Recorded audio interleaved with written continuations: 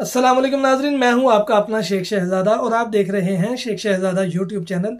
आज हम जिस वीडियो पर रिएक्शन करने लगे हैं, अल्लामा फरूक खान रज़वी दामत बरकातहुमुल कुद्सिया फ्रॉम इंडिया। आज के दौर के बहुत बड़े फितने कुंडी वाली सरकार या कमरे वाली सरकार प्लम्बर मोहम्मद अली मिर्जा को एक्सपोज कर रहे हैं। यह इतना बड़ा फितना है कि इसकी जुबान से कोई सहाबी हत्ता के नबी मुकर्रम सल्लल्लाहु ताला अलैहि वसल्लम और हत्ता के हजरत ईसा अलैहिस्सलाम वो भी महफूज नहीं। कुत्ते की तरह भौंकता है, कुत्ते की तरह भौंकता है। ये इसके जो बुलुंगड़े हैं ना, इसके जो कतूरे छोड़े हुए हैं सोशल मीडिया पर, वो भी कुत्ते की तरह भौंकते हैं। इसको लगाम डालने वाला कोई नहीं, पता नहीं इसकी बैक पे कौन है। एक बात ज़हन में रखिए कि इंजीनियर मोहम्मद अली मिर्जा गुलाम अहमद कादियानी की तरह स्टार्ट पे कुरान और हदीस से शुरू हुआ। गुलाम अहमद कादियानी स्टार्ट पे इमाम मस्जिद था, किताबें पढ़ पढ़ के पागल हो गया था। उसके बाद जब लोग उसके पीछे लग गए, फिर उसने आहिस्ता आहिस्ता अपने रंग दिखाने शुरू किए और एक वक्त आया कि उसने नबूवत का दावा किया। सेम उसी कैटेगरी में ये इंजीनियर मिर्जा जा रहा है।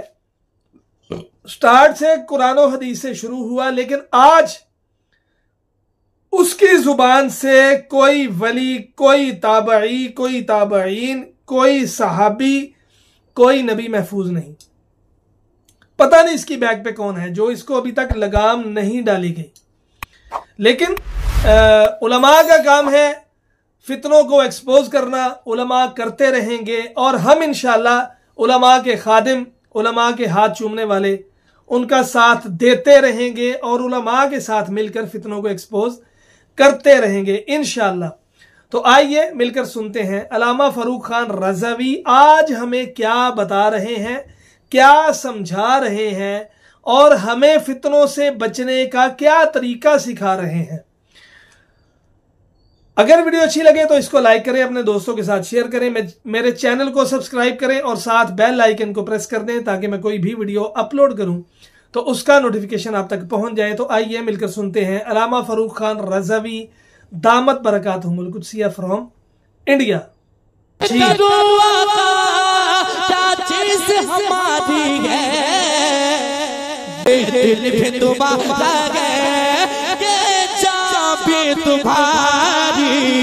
इंशाअल्लाह कि किस तरह की गुस्ताखी अभी हाल ही में आजकल एक साहब बहुत चल रहे हैं, इनको नौजवान अक्सर बहुत ज्यादा सुनते हैं।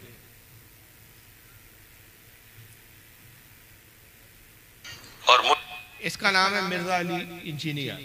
जानते हैं आप इसको? जी, नेट से जो जुड़े हुए वो लोग जानते होंगे। सुनिए। और मुझे मौलाना साग साहब का वो जुमला हमेशा ये आयत पढ़ते हुए याद आता है। बाज़ तो वो फिल्मदी ऐसे जुमले बोलते थे जानदार। तो एक गुफ्तगू में उन्होंने फरमाया कि भाई जब तौहीद बयान होगी तो गुस्ताखी तो ऑटोमेटिकली हो जाएगी, क्योंकि तौहीद का मतलब ही है कि अल्लाह के सिवा कोई पैगंबर, कोई फरिश्ता, कोई बुजुर्ग, कोई बाबा, शाही कोई नहीं। तौहीद का तो मतलब ही यही है कि कोई इंसान अपना पेशाब भी नहीं रोक सकता, हाँ वो पैगंबर हो या हम इंसान हो। इंसान अपना पेशाब भी नहीं रोक सकता, हाँ वो पैगंबर हो या हम इंसान हो। अस्तगफिरुल्लाह। एक मौलवी इसाक गुजरे जिसको ये अपना उस्ताद मानता है, गैर मुकल्लिद था, वो मर गया, बुढ़ा पाकिस्तान का था जी। उसका जुमला बयान करते हुए ये बदबक कहता है कि मौलाना इसाक साहब का जुमला मुझे बड़ा अच्छा लगता है कि वो कहा करते थे कि जब भी तौहीद बयान होगी तो ऑटोमेटिक अंबिया की गुस्ताखी होगी। अस्तगफिरुल्लाह। सवाल ये पैदा होता है कि तौहीद का मतलब होता है अल्लाह की उलूहियत, अल्लाह के एक होने, अल्लाह की इबादत के लायक होने, उस पर अल्लाह की तारीफ बयान करना। क्या ने अपनी तौहीद और अपनी शान इस तरह बयान नहीं की कि मैं आसमान से तुम्हारे लिए पानी बरसाता हूँ और इसी पानी से जब तुम बीज जमीन पे डालते हो ये सब्जा उगाता है, ये बीज से दरख्त निकालता हूँ, दरख्त में फल पैदा करता हूँ, फल में बीज होते हैं, फिर हर बीज से मैं दरख्त पैदा करने की ताकत और कुव्वत रखता हूँ। सुभान मैं अल्लाह। वो हूँ जो जिंदे से मुर्दे को निकालता हूँ, मुर्दे से जिंदे को पैदा करता हूँ। सुभान मैं अल्लाह। तुम्हें रिस्क देता हूँ, मैंने जमीन तुम्हारे लिए फर्श बनाई, आसमान को मैंने तुम्हारे लिए शामियाना बनाया, ये सारी कायनात का थामने वाला मैं हूँ, सारी कायनात का निजाम मैं चला रहा हूँ। बेशक। क्या तुम आसमानों पे गौर नहीं करते? क्या तुम सितारों पे गौर नहीं करते? कितनी जगह अल्लाह ने अपनी शान बयान की। बेशक। यहाँ तो कहीं भी किसी कुरान की आयत में हमें नहीं मिला कि अल्लाह अपनी तारीफ बयान करते करते नबी की तौहीन कर रहा हो, माअज़ल्लाह। अस्तगफिरुल्लाह। सही है। लेकिन ये बदबख्त मिर्जा के बकवासात देखिए आप, कहता है कि जब अल्लाह की तारीफ होती है तो नबी की तौहीन तो हो ही जाती है। ये बोली असल में तक़वतुल ईमान। अच्छा। ये हकीकत में अपने मौलवी और अपने बुजुर्गों की पैरवी करते हैं और हमें कहते हैं कि हम तो कुरान और हदीस मानते हैं, हम किसी बुजुर्ग को नहीं मानते। इससे बड़ा कोई झूठ नहीं है। तक़वतुल ईमान में मौलवी इस्माइल दहलवी ने तौहीद बयान करते हुए ऐसी बकवास बात की, कहा कि अल्लाह की शान बहुत बड़ी है, अल्लाह की शान के आगे चाहे मुकर्रब तरीन फरिश्ता हो और हर मखलूक चाहे छोटी हो या बड़ी, अब मखलूक में नबी भी आ गए, अंबिया भी आ गए, औलिया भी आ गए, उलमा भी आ गए, आप मैं सब मखलूक है। रब के सिवा जितनी अशिया जितनी चीजें सब मखलूक है, का जितनी भी मखलूक है चाहे छोटी हो या बड़ी, अल्लाह की शान के आगे चमार से ज्यादा जलील है। अस्तगफिरुल्लाह अस्तगफिरुल्लाह अस्तगफिरुल्लाह अस्तगफिरुल्लाह। चमार की तो हैसियत है लेकिन इनकी उतनी भी हैसियत नहीं। ये वही बोली है जो मिर्जा बोल रहा है कि अल्लाह की शान बड़ी है, उसके सामने तो नबी कोई शय ही नहीं, कोई चीज ही नहीं। अस्तगफिरुल्लाह अस्तगफिरुल्लाह। और बेबसी का ये आलम है कि नबी हो चाहे कोई भी हो अपना पेशाब भी नहीं रोक सकता। ये बिल्कुल सरी तौहीन है अंबिया इकराम की, रसूलुल्लाह की तौहीन है कि अपना पेशाब नहीं रोक सकते। यानी जाहिल के नजदीक अगर कोई अपना पेशाब रोक ले तो क्या माज़अल्लाह वो खुदा की जात में शरीक हो गया। अल्लाह पेशाब पाखाने से पाक है इसलिए वो खुदा है। ये तौहीद की तारीफ नहीं है, ये घटिया तारीफ है। बिल्कुल बिल्कुल। क्योंकि बहुत सारी ऐसी जातें और ऐसी शख्सियात है कि जो पेशाब पाखाने से मुनज़्ज़ा और मुबर्रा है। बेशक। दलील दे दूं मैं, जनाब ईसा अलैहिस्सलाम कहाँ है? जी जी जी जी। बोलिए कहाँ है? अरे पता है नहीं आपको यार? आसमान पर। आसमान में है ना। कितने सालों से है?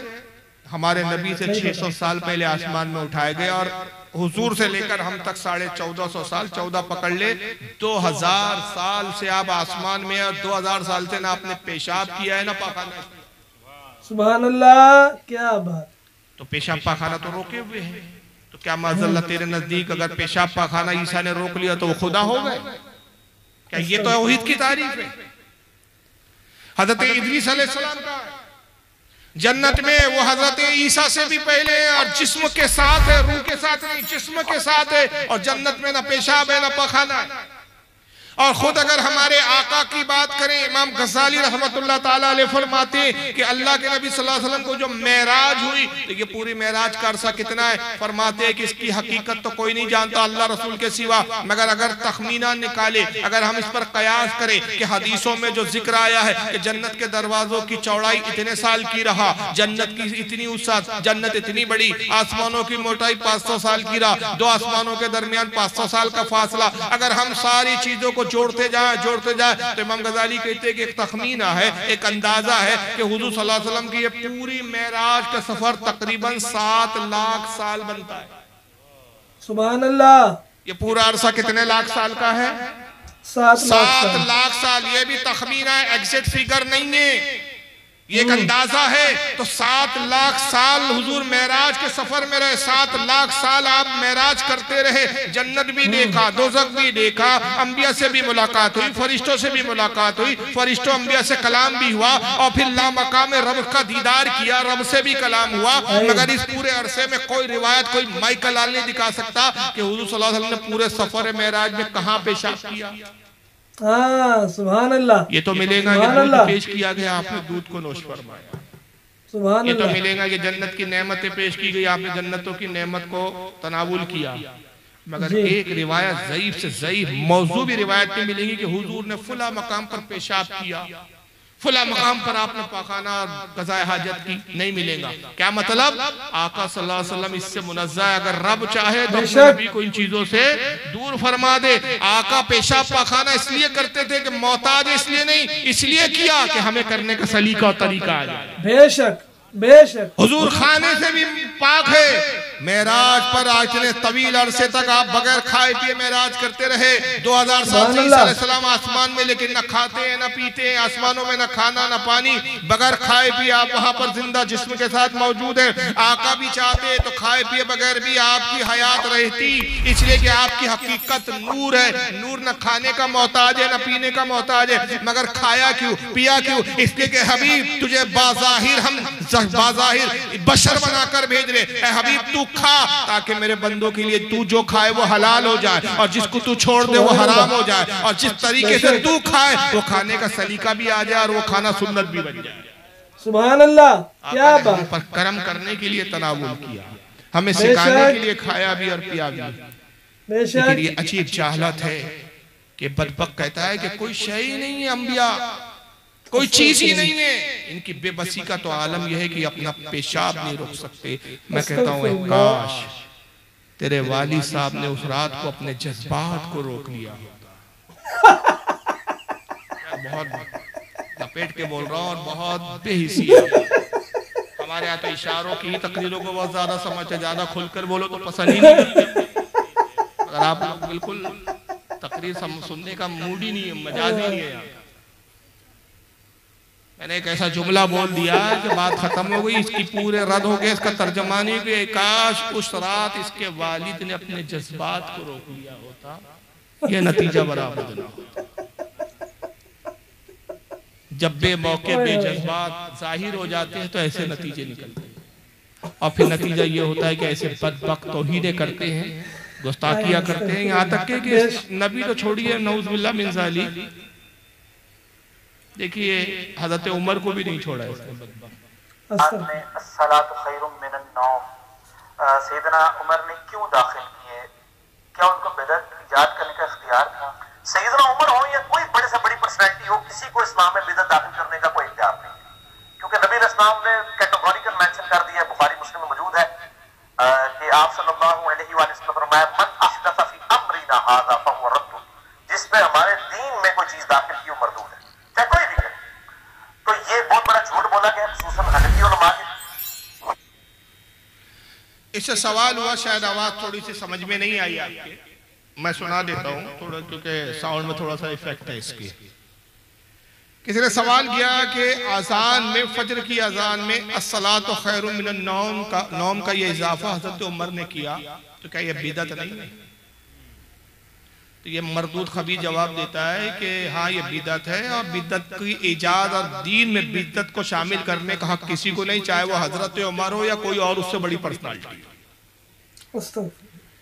किसी को बिदअत दाखिल करने का नहीं है। और ये हनफियों का झूठ है कि हजरत उमर ने दाखिल किया इसको तो बिदअत नहीं है, ये बिदअती है। यानी इसके नजदीक हजरत उमर फारूक आजम भी बिदअती, यही एक साइसुद की औलाद है।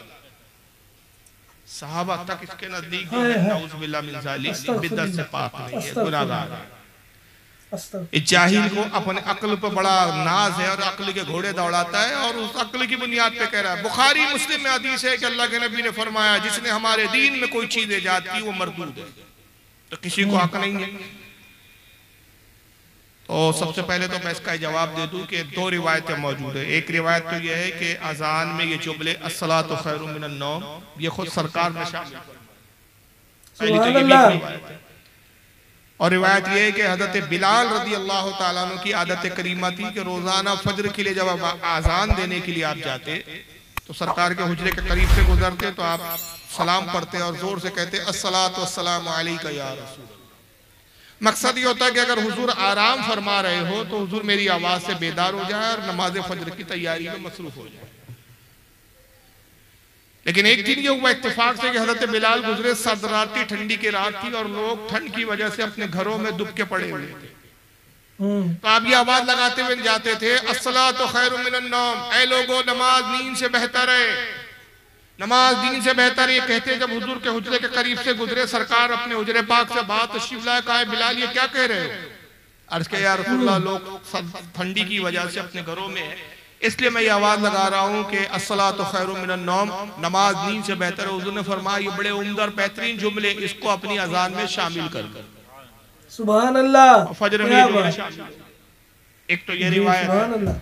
और दूसरी रिवायत यह है कि हजरत उमर रज़ियल्लाहु ताला अन्हु के साथ यह वाक़या पेश आया कि उनके मौज़िन ने जुमले कहे, आपने फरमाया अज़ान में जुमले शामिल कर लो। अब अगर उस रिवायत पर हम भरोसा करें कि हजरत उमर ने इसको शामिल किया, तो अब इसके बकौल बिदअत है। किसी को इख्तियार नहीं कि दीन में कोई नई बात ईजाद करे, तो बदबख्त को ये तो बुखारी की हदीस नजर आ गई कि जो हमारे दीन में कोई चीज लाए वो मरदूद है, मगर उसी बुखारी मुस्लिम में इस खबीस को यह हदीस नहीं मिली कि आका ने फरमाया अलैकुम बिसुन्नती व सुन्नतिल खुलफाए राशिदीन, तुम पर लाजिम है मेरी सुन्नत की पैरवी और मेरे बाद मेरे खुलफाए राशिदीन की पैरवी।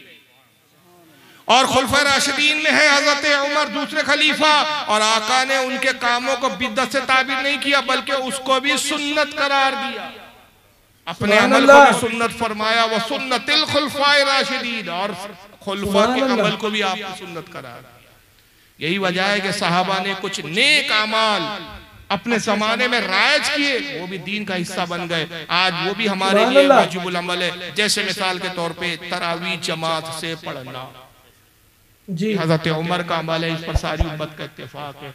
उसी तरह जुमे के दिन अज़ान सानी का इजाफा, चाहे अहले हदीस हो, चाहे देवबंदी हो, चाहे हम अहले सुन्नत हो, हर किसी की यहाँ आप देखिए जुमे की नमाज में 2 अज़ानें होती है। ये रसूल के ज़माने में नहीं हुई 2 अज़ान, एक ही अज़ान होती थी। हज़रत अबू बकर सिद्दीक के ज़माने में एक ही अज़ान थी, हज़रत उमर के ज़माने में एक ही अज़ान थी, उस्मान गनी ने अपने ज़माने में इसका इजाफा किया और वो आज तक उम्मत में राइज है। किसी ने इसको बिदअत नहीं कहा।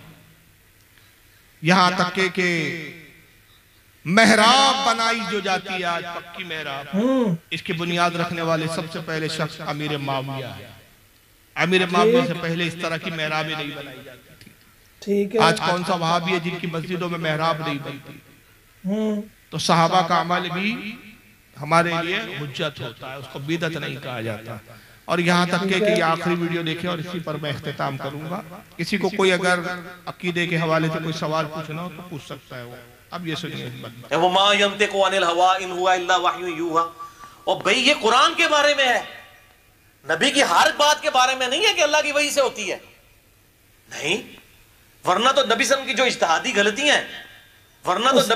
इज्तिहादी गलतियां हैं, गुनाह नहीं, इज्तिहादी गलतियां जिस पे अल्लाह ने गिरफ्त की है, मुनाफिकीन का जनाजा पढ़ना, वो अल्लाह की वही से पढ़ा था, बाद में मना कर दिया। इसके नजदीक नबी से भी इज्तिहादी गलतियां होती थी, अल्लाह गिरफ्त करता था। और कुरान अजीम में जो अल्लाह ने फरमाया कि हमारा नबी अपनी मर्जी से कुछ नहीं कहता जब तक हम वही नहीं नाजिल करते। तो अहले सुन्नत का तो ये कहना है कि हर अमल अल्लाह ताला की मिन जानिब अल्लाह होता है, अल्लाह की मर्जी से होता है। मगर ये कहता नहीं साहब, इसका ये मतलब नहीं है कि हुजूर का हर अमल अल्लाह के हुक्म और वही से है, बल्कि सिर्फ कुरान की आयतों के बारे में। बाकी तो बहुत सारी चीजें ऐसी कि जो नबी करते थे वो इज्तिहाद करते थे, उसमें गलती होती थी। इस खबीस जाहिल को यही नहीं मालूम कि इज्तिहाद मुज्तहिद करता है, नबी मुज्तहिद से भी ऊपर होता है। नबी का अमल ही शरीयत होता है, सुभान अल्लाह, बेशक नबी का अमल ही शरीयत होता है। नबी इज्तिहाद नहीं करता, कुरान और हदीस के मुताबिक मुज्तहिद इज्तिहाद करता है। नबी से जो फेल सरसद हो जाए वो शरीयत बन जाता है। इसकी बहुत सारी मिसालें हैं, वक्त नहीं है, सिर्फ एक मैं मिसाल देता हूँ। आका सल्लल्लाहु अलैहि वसल्लम की हदीस पाक है, सरकार फरमाते हैं कि उम्मत का नबी जो चीज नापसंद कर दे अल्लाह ताला उम्मत को हराम फरमा देता है। जिस चीज को पसंद फरमा ले अल्लाह उम्मत पर हलाल कर दे, और जिस चीज को अल्लाह हराम करता है नबी के नापसंद होने की बुनियाद पर, उसमें नुकसान हो जाता है, नुकसानदेह चीजें रख दी जाती है। और नबी उस चीज को पसंद कर ले अल्लाह उस चीज में फायदे रख देता है। हजरत दाऊद अलैहिस्सलाम, फिर आका मिसाल देते हैं, दाऊद अलैहिस्सलाम को ऊंट की चर्बी, ऊंटनी की चर्बी से पसंद नहीं थी। अल्लाह ने उस उम्मत पर, कौम बनी इसराइल पर ऊंट की चर्बी हराम, खाना भी हराम था और जाहिरी तौर पर, ऊपरी तौर पर भी उसका इस्तेमाल हराम। आका सल्लल्लाहु अलैहि वसल्लम जब मबूस हुए, सरकार ने ऊंट की चर्बी को पसंद फरमाया और अपने सहाबा को कहा कि तुम ऊंट की चर्बी खा सकते हो। अब यह हुआ कि यहूदी जो ईमान नहीं लाए थे, यहूदी थे, बनी इसराइल से ताल्लुक था, वो ऊंट की चर्बी नहीं खाते थे क्योंकि हजरत दाऊद ने हराम की थी, तब से हराम चली आ रही थी। अब जब आका ने अपने लिए हलाल की, अल्लाह ने भी उम्मत पर हलाल कर दी। साहबा ऊंट की चर्बी इस्तेमाल करते, मोटे ताजे और फराबा हो जाते। तंदुरुस्त हो जाते हैं। यहूदियों ने देखा कि भाई मोहम्मद सल्लल्लाहु अलैहि वसल्लम के मानने वाले ऊंट की चर्बी खाते हैं तो ये ताज़ा मोटे हो जाते हैं, तंदुरुस्त हो जाते हैं, हम भी खाएं। जब यहूदियों ने खाना शुरू किया तो वो बीमार पड़ने लगे। बड़ी हैरानी हुई, वो हुजूर की खिदमत में आए, कहा कि मोहम्मद ये क्या बात है, हमने देखा कि आपके असाब ऊंट की चर्बी खाते हैं तो मोटे ताजे हो जाते, तंदुरुस्त हो जाते, सेहतमंद हो जाते, हम खाते हैं तो हम बीमार हो जाते। आका मुस्कुराया, कहा क्या तुम्हारे नबी दाऊद ने अपने ऊपर इसको हराम नहीं किया था? कहा जब नबी किसी चीज को अपने लिए नापसंद कर ले वो उम्मत पर हराम हो जाती है, अल्लाह उसमें नुकसान रख देता है। नबी जब किसी चीज को पसंद कर ले वो हलाल हो जाती है, अल्लाह उसमें फायदे रख देता है। तुम्हारे नबी ने अपने लिए नापसंद किया, नुकसान रख दिया गया, अब मैंने पसंद किया, फायदा रख दिया गया। अब अगर तुम ऊंट की चर्बी से फायदा पाना चाहते हो तो मुझ पर ईमान लाओ, मुसलमान हो जाओ। ईमान लाने के बाद तुम अगर ऊंट की चर्बी खाओगे तो फायदा पाओ। सुभान अल्लाह, सुभान अल्लाह। तो नबी का अमली शरीयत होता है। सबसे बड़ी मिसाल तो यह है कि आका सल्लल्लाहु अलैहि वसल्लम ने, अल्लाह ने नमाज पढ़ के नहीं बताई, अल्लाह नमाज पढ़ने से पाक, इसलिए कि वो जिस्मानियात से पाक, वो इबादत करे, किसी की इबादत करे इससे पाक। अल्लाह ने इबादत का, नमाज का हुक्म दिया, वाक़िमुस्सलाह, कायम करो नमाज। अब नमाज कैसे पढ़ो ये अल्लाह ने नहीं पढ़ के दिखाई, अल्लाह पाक है, इससे आका ने पढ़ी और आका ने फरमाया सल्लु कमा रायतुमुनी सल्ली, नमाज ऐसी पढ़ो जैसे मुझे पढ़ता हुआ देखते हो। तब हुजूर ने जैसी पढ़ी वो फर्ज हो गई। हुजूर ने फजर की 2 पढ़ी, 2 फर्ज हुई। अगर हुजूर 4 पढ़ते तो 4 फर्ज हो जाते। बेशक। हुजूर ने जोहर की 4 पढ़ी तो 4 फर्ज हो गई। अगर हुजूर 6 पढ़ लेते 6 फर्ज हो जाती। हुजूर ने जोहर में किरात खामोशी इख्तियार की, किरात जोर से नहीं की, वो नमाज सिर्री जो है सिर्री हो गई। आज तक खतीब खामोश है। सरकार ने असर की नमाज में किरात नहीं फरमाई, आहिस्ता से किरात की, आज भी आहिस्ता से की जा रही है। ईशा की नमाज में 2 रकात में किरात की, तीसरी में आपने खामोशी से किरात की, उसी तरह हो गई। जैसा नबी ने पढ़ा वैसा उम्मत पे वो चीज फर्ज हो गई। वरना कोई माई कलाल दिखा दे कि अल्लाह ने कहा हो, अल्लाह ने बताया हो, नबी ऐसे सज्जा करो, ऐसा रुकू करो, ये करो। सही। ये है कि जिब्रील ने तरीका सिखाया, तरीका बताया, मगर जिब्रील की सुन्नत नहीं कहलाती। भाई ये 2 रकात नमाज सुन्नत है, तो आपने कभी सुना है कि जिब्रील की सुन्नत है? क्या कहा जाता है? नबी की सुन्नत। बेशक बेशक। नबी का अमल ही वो होता है। और इसी को हदीस की 3 किस्मों में तकसीम किया गया। एक होता है हदीस कौली, हदीस फेली, हदीस तकरीरी या सुकूती। तकरीरी और सुकूती दोनों बोलते हैं तीसरी को। कौली क्या है? आका जो कुछ फरमा दे वो हदीस कौली है, वो भी शरीयत है, हुक्म है। ठीक है। हुजूर किसी काम को करे, हदीस फेली है, वो भी शरीयत है। और हुजूर की मौजूदगी में कोई सहाबी कोई काम करे और हुजूर मना ना फरमाए, खामोशी इख्तियार करे, वो भी शरीयत। हुजूर का अमल भी शरीयत, हुजूर का बोलना भी शरीयत, हुजूर का करना भी शरीयत, हुजूर की खामोशी भी शरीयत। नबी को इज्तिहाद नहीं करना पड़ता, नबी का अमल ही शरीयत होता है। ये जाहिल कहता है कि नबी से गलती हुई, और फिर मिसाल क्या देता है? अब्दुल्ला इब्न उबई की नमाज जनाजा पढ़ाई हुजूर ने, जिस पर अल्लाह ने तंबी की। ये मर्दूद दिखा दे कहाँ तंबी की, बल्कि वाज़ेह तौर पर है कि अब्दुल्ला इब्न उबई मुनाफिक जब मरा, अल्लाह के नबी नमाज पढ़ाने के लिए निकले, हजरत उमर ने रोका, अर्ज़ किया अल्लाह के नबी आप मुनाफिक की नमाज जनाजा पढ़ाएंगे? सरकार ने फरमाया मेरे रब ने मुझे इख्तियार दिया। ये बुखारी के अंदर ये अल्फाज मौजूद है। सरकार ने कहा मेरे रब ने मुझे इख्तियार की दिया है, चाहे मैं इसकी नमाज जनाजा पढ़ाऊं चाहे ना पढ़ाऊं। ऐ उमर इससे तो फायदा नहीं, लेकिन मैं गुमान और ख्याल करता हूं कि मेरे इस किरदार और अखलाक को देखकर इसकी कौम के लोगों का दिल नरम पड़ेगा और बहुत मुमकिन है कि वो ईमान ले आए। और वही हुआ। आका सल्लल्लाहु अलैहि वसल्लम ने अब्दुल्ला इब्न उबई की जब नमाज जनाजा पढ़ाई, उसकी कौम के लोगों ने देखा ये तो हुजूर के खिलाफ साजिशें करता था, पक्का मुनाफिक था, मगर हुजूर इसके साथ उसने सलूक कर रहे हैं, उसने अखलाक का मुजाहिरा कर रहे हैं। उसकी कौम के लोग तकरीबन 7,000 लोग ईमान में दाखिल हुए। उसके बाद कुरान की आयत नाज़िल हुई। इसके बाद सूरह तौबा में आयत है जिसका मफहूम है कि महबूब अब इसके बाद किसी मुनाफिक की ना कब्र पे खड़े होना, ना इनकी कभी नमाज जनाजा पढ़ना। तो जब तक कानून नहीं आया तो वो अमल जो किया गया वो गुनाह नहीं होता, उसको खता नहीं कहा। खता तब होता है जब कानून आ जाए, कानून के खिलाफ वर्जी हो तो खता होती है। मिसाल के तौर पे जब तक कानून नहीं था कि गाड़ी चलाते वक्त आपको हेलमेट पहनना है, तो अगर आप हेलमेट पहने बगैर गाड़ी चला रहे तो आप मुजरिम नहीं है। अब कानून आ गया कि आपको बाइक चलाते हुए हेलमेट पहनना है, अब अगर कोई हेलमेट ना पहने तो मुजरिम है, अब जुर्माना होगा। कोई बेवकूफी होगा कि वो आए आपके अब्बा जान के पास और कहे कि भाई आपके अब्बा का हम चालान करने आए, किस बात का? 50 साल पहले ये गाड़ी जब चलाते थे तो बगैर हेलमेट के चलाते थे, तो अब्बा जान कहेंगे बेवकूफ के बच्चे, उस वक्त हेलमेट पहनना कोई जरूरी था ही नहीं। तो वो खता कहां से हो गई? खता तब होती है जब कानून बन जाता है। तो हुजूर ने जिस वक्त नमाज जनाजा पढ़ाई ना वो खता थी, जब खता ही नहीं थी तो फिर चाहे वो इज्तिहादी हो या खताए मतलब मजमूम खता हो, किसी कैटेगरी में आप रखने की जरूरत ही नहीं।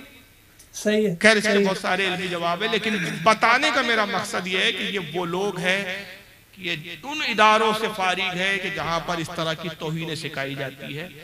तो बहुत खुशी की बात है कि आपने अहले सुन्नत व जमात के मदरसे की बुनियाद रखी, जहां से रसूलुल्लाह के चाहने वालों की जमात पैदा हो, जहां से आशिकान मुस्तफा की फौज निकलेंगी।